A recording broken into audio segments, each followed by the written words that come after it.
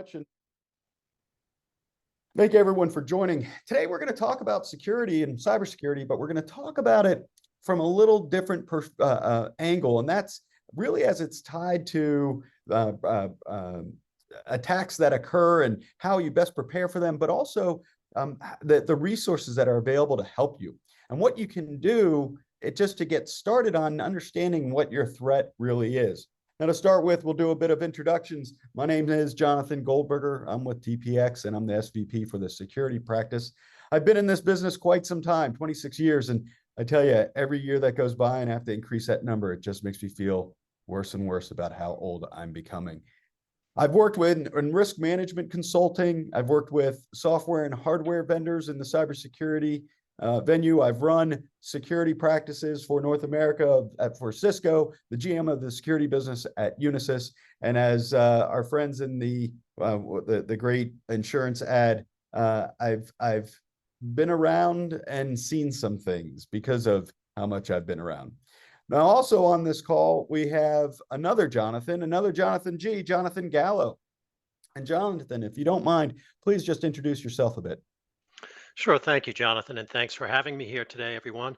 My name is Jonathan Gallo. I am breach counsel, and I work for Woods Rogers Vandeventer Black as part of their data privacy and security group. My practice is focusing on helping businesses prepare for and respond to breaches, complying with regulatory requirements with regard to data privacy. I got started in the computer crime cyber business back when I was in law enforcement back in the early 2000s, and I'm happy to be here and engage in this conversation today. Jonathan, thank you, and we love having you. So thanks so much for being a part of this conversation. And so why don't we go ahead and get started in this conversation? So, there's a lot of folks out there who think that from an incident response standpoint, the way you actually solve that problem is you just get incident responders. For most, they haven't heard of breach counsel. So if you don't mind, Jonathan, just go over a bit of what you do. Sure, Jonathan, that's a great question. And you're right, most people don't really know what breach counsel does. Think of breach counsel as the conductor of an orchestra. W- when a breach occurs, whether we're representing a private client or whether we're on panel counsel for an insurer, we're next to the insurer, we're the ones that get the first call. And what happens is when we get called by the client, we come in and basically take control of everything. We take control of obtaining any third parties that are required by the client who's suffering the breach, be it forensics experts, recovery experts, restoration experts, whether they need a communications third party provider, whether they need a provider to engage in negotiations with a ransomware gang. We come in basically within the hour and provide all of these services to the client, orchestrating it for them, and basically being the commander on the battlefield is what I like to think of it as, the general that kind of runs the show. And there's a number of reasons for that. We want to come in and help the enterprise contain, eradicate, and recover what's occurred. And a lot of this I'm going to talk about is in the auspices of ransomware. We've dealt with a lot of ransomware incidents at the firm in the past year, dozens. Um, that's a lot of what we see. I see other things, business email compromises, hacktivists, that kind of thing. But a lot of what we see are ransomware incidents, and you have to be on there immediately because the clock is ticking. So we provide this overarching um, orchestration of how the company has to respond, and I can certainly go through that in a lot more detail. And one of the most important things is why organizations should have breach counsel is for the protection of the attorney-client privilege. Um, so we help with that, and then we also help at the back end. So it's not just the breach, it's not just the containment, and then the eradication, and then the recovery of the organization.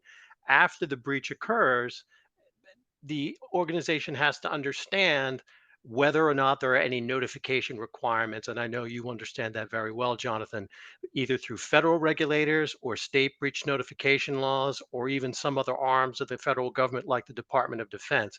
And some of those decisions have to be made rather quickly. Oftentimes, organizations don't understand what their notification requirements are. So we are there to advise and assist them, including, if necessary, reviewing any documents that may have been impacted by the breach in an e-discovery tool and helping them get out notifications. That, in a nutshell, is basically what Breach Counsel does when a breach occurs. And I can go on for hours on individual aspects of this for you.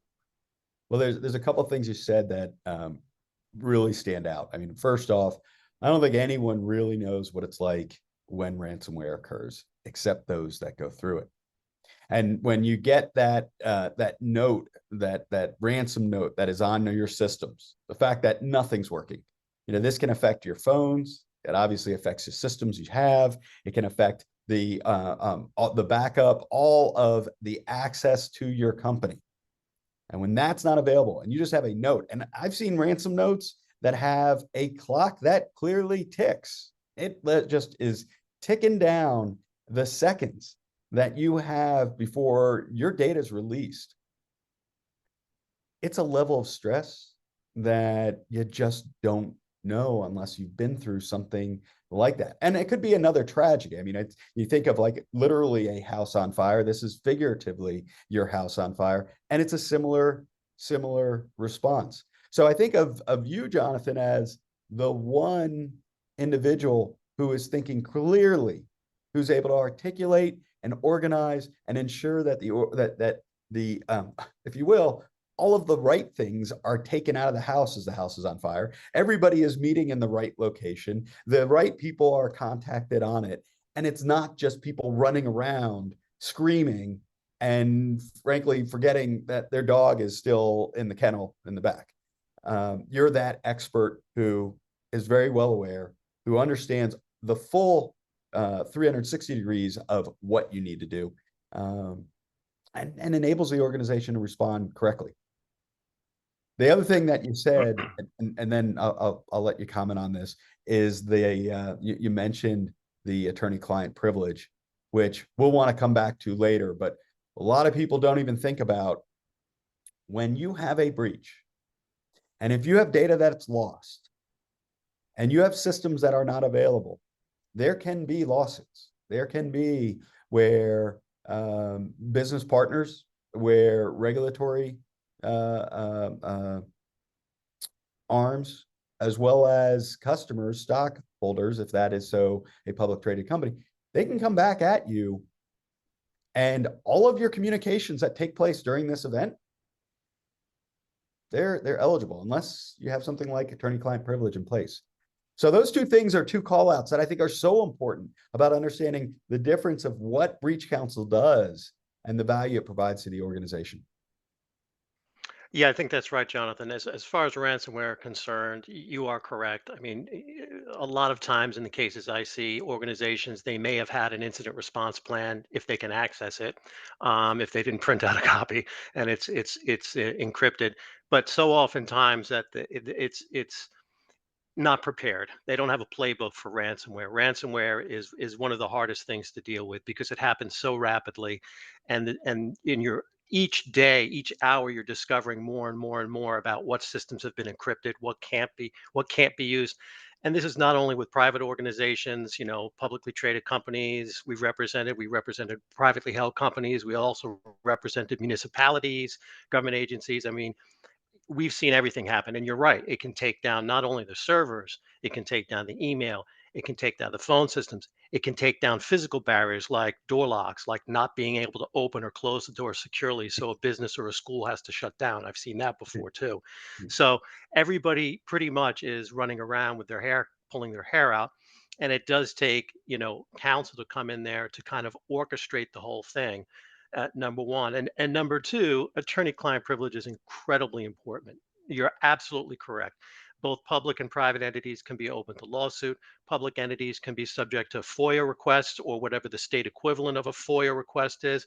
And if they're sending emails back and forth, to each other without attorneys, without breach counsel on them, they are subject to discovery. They're subject to discovery in a lawsuit. They're subject to discovery in a FOIA request. A lot of clients don't understand that that's the case. So what we do as counsel is, like I said, we orchestrate everything and we make sure that none of the communication goes out except through counsel, at least counsel being copied on it. And then the other thing we help with, which I wanted to mention one more thing, is not just regulators, but dealing with law enforcement and reporting to law enforcement. There are certain requirements, federal and state requirements, and there are federal laws out there that provide protections to entities like CISA, that when you notify law enforcement, you're protected from redisclosure of that information. But we handle that interface as well, because oftentimes, number one, the client's not equipped to do that. Number two, they have no contacts in law enforcement. They wouldn't know who to call. So we handle that as well. There's so much that has to occur when a breach happens. But I imagine there's some other things that you all can do even outside of when a breach occurs. Are there activities that you get involved in before a breach? Absolutely. We often represent clients during the preparation phase for a number of reasons. Number one, um, uh, they're trying to evaluate their security posture because they're looking to place cyber liability insurance as one of them. And we help clients through that process. And cyber liability insurance is tricky. It's not like it was, 5 years ago, 6 years ago, 8 years ago. It's no longer a few page application.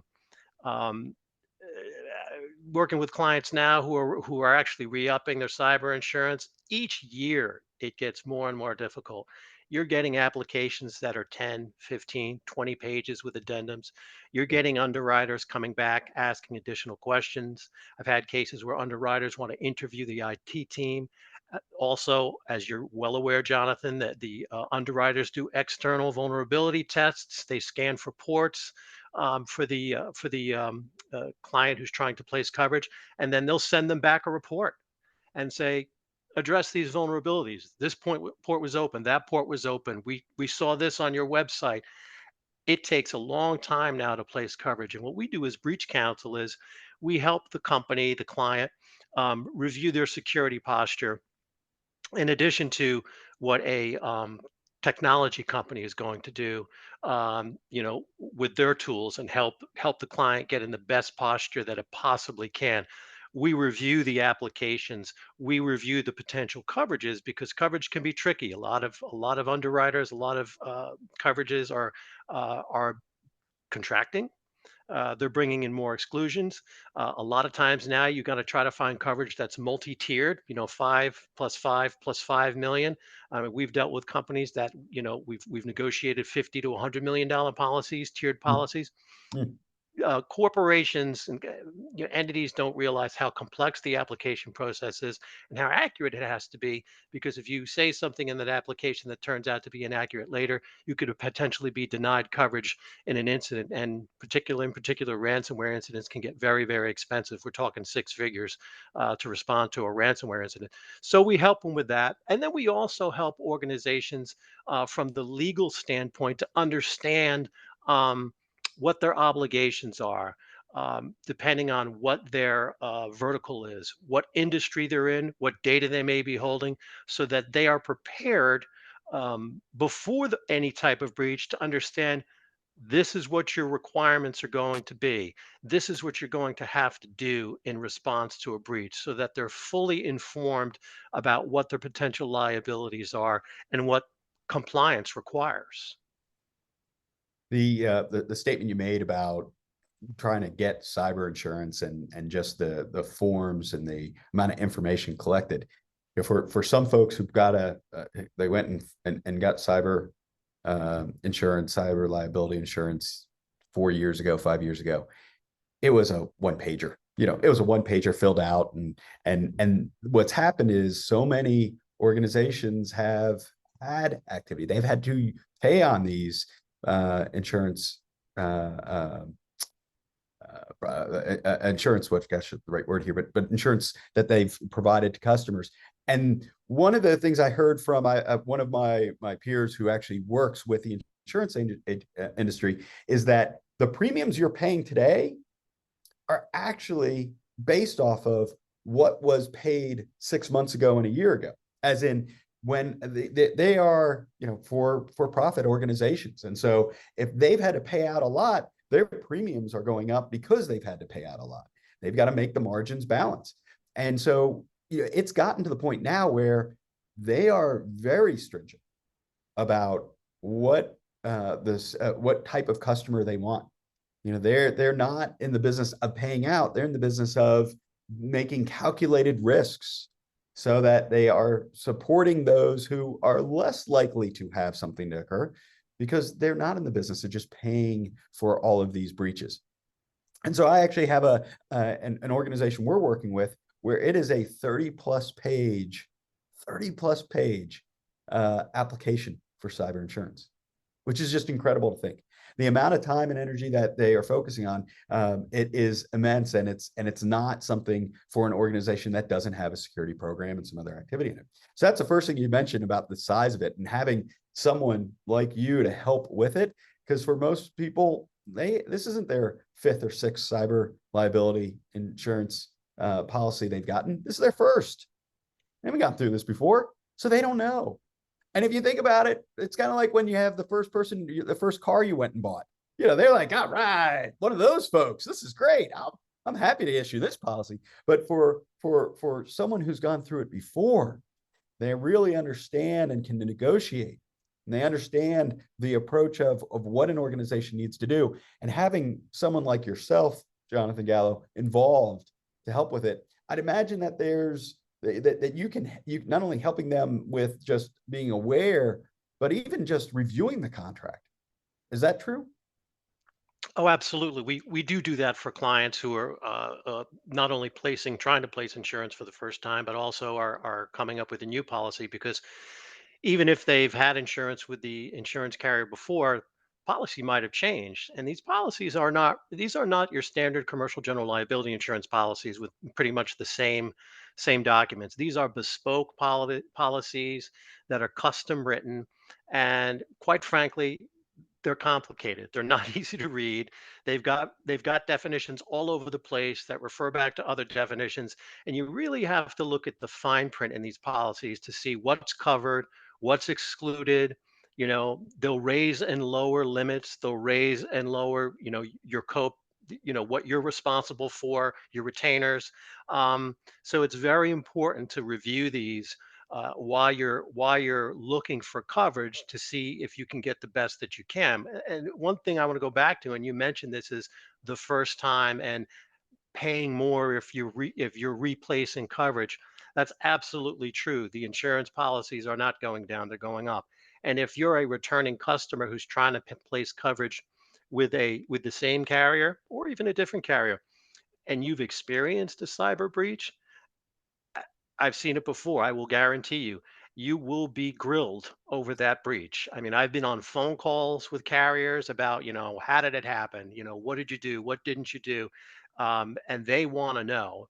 And it could affect coverage, either in price, or the carrier could determine, we don't want to place you and you may have to go elsewhere. So, it's extremely important for companies who are looking to place or even renew, be very certain about their cyber posture, and what they're doing, how secure they are, because these questions are going to come up. And like I said before, you got to be careful when you answer these applications. You got to be accurate, and it's because they'll have provisos in there that will say, if any of the following people, and it's usually at the higher level of the organization, was aware of something here that wasn't disclosed, that'll be the basis for denial of coverage. And like you said, they're in it to make money. So if they find something, they're going to try to deny coverage. Right, right.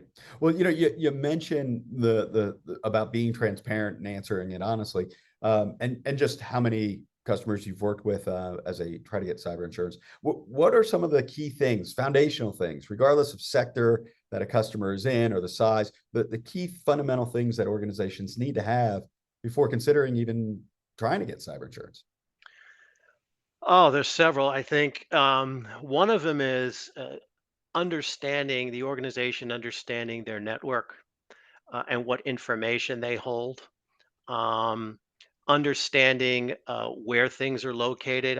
I can't tell you how many times during an incident, like for example, during a ransomware incident where a client, the threat actor will send what they call proof of life back when you're negotiating with a threat actor. The threat actor sends you that note that you mentioned, and then you can come back to the threat actor and say, well, prove to me that you took my files, right? So they send you what's called a proof of life, which is basically a file listing, which they'll send you, and it could be the full list, it could be a partial list, and they'll send it, and then we have the client look at it and say, these files, what's in these file paths? Do you recognize anything? And I can't tell you how many times I've come across a situation where clients will be surprised when they look at the file paths and say, oh, there's nothing of any importance in there. But then when we do additional investigation, for example, if the client has viable backups and we run those files, lo and behold, the files did have sensitive information. So it's really important from an information, excuse me, management perspective, to do the work of, data classification, understand what you've got, data flow, where it's going in your organization, especially if it's going out to outside entities. That's extremely important. And what your security posture is. Now you're going to have somebody go out, a third party come out and test you, do vulnerability testing and all of that. But that's extremely important too, because the insurance carrier is going to do it. So you might as well be able to, look at it yourself and try to improve your posture before trying to place the coverage. The other thing I find along with that is many organizations don't realize what hardware they're using. So many times you'll find they have an old unpatched, old Bessie unpatched Exchange server that, has a 2007 Windows on it. That's a vulnerability. Didn't realize they had it. So that's something that's also extremely important in any evaluation they're going to get. What hardware are they running? Are they still running Windows XP? I mean, they need to understand that because the insurance carrier is going to ask that. Another thing is, in addition to the data and what their network is, one of the things insurance carriers ask about is MFA. Do you use MFA? Do you use it across your network? Especially, do you use it with regard to VPN? Those are footholds. Ransomware threat actors love the VPN, and so many times insurance carriers ask, "Do you have VPN across the network, and do you also have it on MFA, also on VPN?" Because a lot of times organizations don't. And then I think a final thing is backups. Organizations have backups. They have different timeliness on their backups, how often they back them up. But, many, many times, you'll hear clients say, well, I have all my backups in the cloud. We're safe. That's not necessarily true. A lot of the times in a ransomware event, and I keep harping on ransomware because it's usually the most catastrophic, a lot of times, if they've gotten to your network, they've gotten to your backups too. I've seen that a lot. It's unusual that an organization would have 100% backup. Sometimes it happens, and I've seen it, and that's great. But a lot of times they don't. Another one is you may have backups, but have they been tested? There have been times where I've seen where they have backups, but because of a configuration issue, they can't reconstitute those backups in a timely fashion. So at the beginning of this, I said containment, eradication, and recovery. Whenever we deal with these ransomware incidents, we're on parallel tracks. We're doing containment with a forensic firm, doing the analysis, doing the threat analysis, doing the containment, trying to prevent any spread. But we're also trying to do recovery at the same time because, like you said earlier, Jonathan, this business is down. The data is encrypted. They may not be able to function. So they're going to be getting calls from their customers about what's going on, their constituents. So we're trying to do this in parallel. A lot of times organizations, they may have backups, but what they don't have is any bandwidth. So even Mm. if they had the backups, you can't stand back up the backups, as you know, in a dirty system. Do you have anything available? Well, if all your servers are blown, and all your desktops are blown and you don't have any slack space to stand up a new system, guess what? you're going to have to go out and get a server or go onto the cloud and reconstitute those backups. And depending on the size of the backups, that's going to take a long time, depending on how big and how complicated the data is.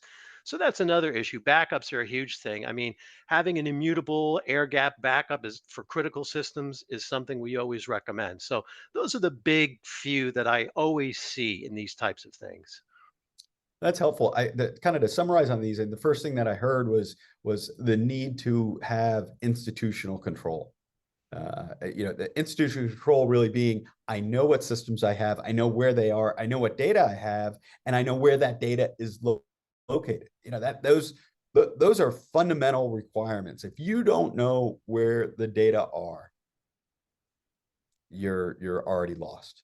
If you don't know what equipment, software, and systems exist, you've already lost. Because likely, if you don't know where they exist, you don't know what they've been patched. You don't know when the last time is from a configuration standpoint. You don't know from an authentication standpoint. It's a bad start. So having that inventory, having that institutional control, knowing where, what, how, when, that information is so important. That's a starting point. And then the point you made about backups, oh my gosh, I realize most people's backup systems run on Windows, and most ransomware attacks. I mean, the first thing that they're going to do is they're going to look and go and ransom Windows, and with your backup system running on Windows, it often gets encrypted. And people go, well, I put it in the cloud, so I'm good. I've got this AWS backup solution that's in place.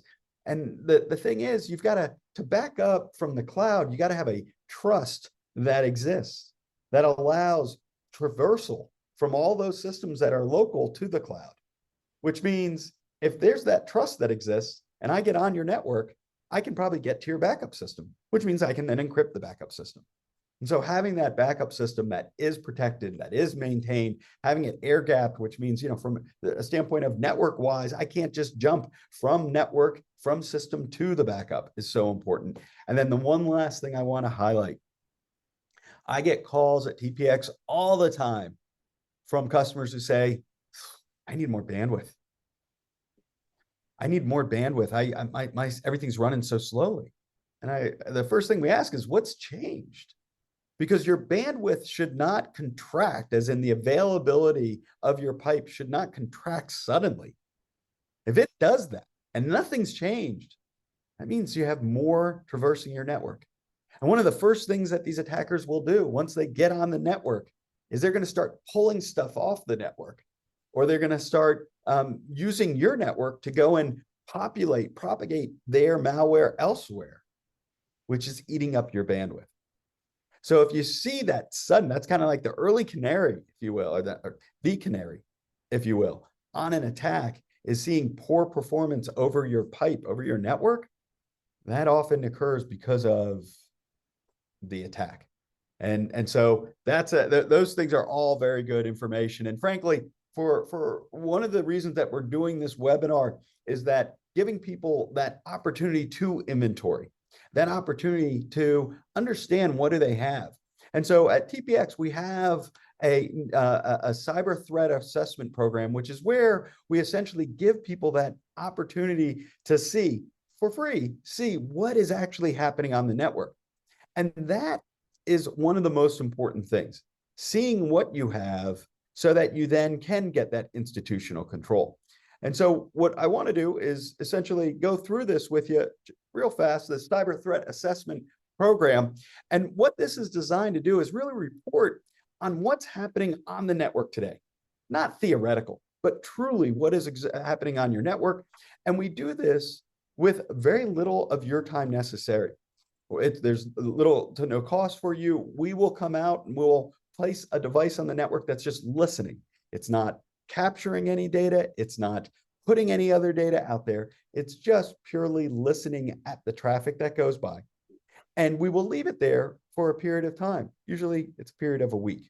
And during that time, it's essentially going to get that in-depth view of what is occurring on the network. And this is really important, getting that view, because when you get that view of what's on the network, you can see how are your users using the network. If there's anyone who is, let's say, malicious or untrusted using the network, It also will detect whether there's how your organization could be protected from attacks and what applications you're allowing, because for attackers know that there's certain traffic that's allowed to go through the firewall. It's allowed to get into the network. So they might try to just, if you will, Trojan horse it, put their malicious payload into what looks like very good and accepted traffic because it's one of your standard applications. So we look at that, and then we look at your current security program and see how it can meet the increased needs for protecting from ransomware and other things. These folks who are doing ransomware, they're capitalists. They are purely capitalists. Their objective is to make you pay so that they make money. And they know if they go and they make your systems unavailable, you're more likely to pay. If your backup is unavailable, you're more likely to pay. If you can't go out to the network, you're more apt to pay. So we want to build out a program for you that that puts risk management protections in place so that even if they ransom you, you still can get access to your backup. Even if they ransom you, you still can get access to your systems so that you in the cloud or in other areas because of microsegmentation, so that it's not affecting everything. Through this program, where we're monitoring the traffic, we're going to generate a report at the end of it. And in this report, it's got pictures and it's really designed for an executive, a non-technical individual, so that they know exactly what their risks are. And then we'll contact you to go over it with you. This is going to provide you that insight on what you're doing today and what you need to do to protect further. It also will help you remediate any existing risks, threats that are occurring on the network. And as I mentioned in this, from it being a very clear, understood report, you get the details that you can speak to specifics. We'll give it prioritized of what the risks are, what vulnerabilities we see, what malware is on the network today. We'll also look at, just from a productivity, what are your people going out to do? As in, what are they using in the wild? Because frankly, that's also where threats come in. Where what you allow out is going to be taken advantage of by anyone who gets in. And then you'll also be able to see from a utilization standpoint, what is taking up the most amount of your bandwidth. Because as we said before, when malware exists, when the malicious attacker is in, they're going to utilize your network to further propagate, utilize your network to get everything they can, pillage, if you will. And so having that visibility will let you see where you are today and better at build a security program going forward. This program is the first step for you to get that information, and that first step for you to actually build out a program that incorporates some breach counsel, that incorporates a program that reduces the risk overall. So let's pause here and see if we have any questions for us to answer, Jonathan, Gallo, or myself. Excellent. Thank you, Jonathan. Here's a good one. I have in-house counsel. Are they able to provide the same support as breach counsel? I think that's a great question. We work with in-house counsel all the time. Couple of things about using exclusively in-house counsel. Number one, most of the time, in-house counsel does not have the expertise to respond to a breach. I mean, in-house counsel provides support to the organization, but they're not seasoned breach counsel. They don't deal with breaches on a daily basis. So it makes them a little bit less equipped to deal with such a situation. And particularly the fact that, again, as we talked about earlier, Jonathan and I, they're in the mix of things. So they're still an employee of the company. So they're still one of the people that's going to be extremely stressed out about what's occurring because they're in-house counsel. Number two is something that I said before about attorney-client privilege. Yes, the communications with in-house counsel and the company are protected. However, the protection could be seen as weaker in the event that the work that the in-house counsel is doing is more related to a business activity or business advice, as opposed to as a result or an anticipation of litigation. I won't go into too much detail, but there was a case that occurred in my jurisdiction in which it was the Capital One case, in which reports like penetration testing, forensic reports that were done by the company to test their systems were actually ordered to be turned over by the court in a lawsuit because the court found that those reports were put together because of a business purpose and not necessarily in response to potential litigation. So when we do our work, everything we do is cloaked in attorney-client privilege from outside counsel because we're specifically brought in to protect the company from the breach and/or potential litigation. So when you use outside counsel, you have that little bit, I would say, layer of more security that everything is going to be protected by client privilege and the work product doctrine. But that's a great question. Excellent. Thank you, Jonathan. We've got one more question. So are vulnerability scanning, is it the same as a network security evaluation? Yeah. So a lot of folks and everybody should have as part of their security program a vulnerability methodology, so that they're essentially reviewing their systems for vulnerabilities externally in as well as internally in, as in looking at vulnerabilities of devices from the inside versus just from the outside. The vulnerability scanning needs to occur at least twice a year. Most regulatory requires that. Some require it quarterly. And you always want to have a clean scan so that if an auditor comes in, if somebody's asking for, show me, you're showing them a report that shows that you're clean versus showing you an old report that's dirty.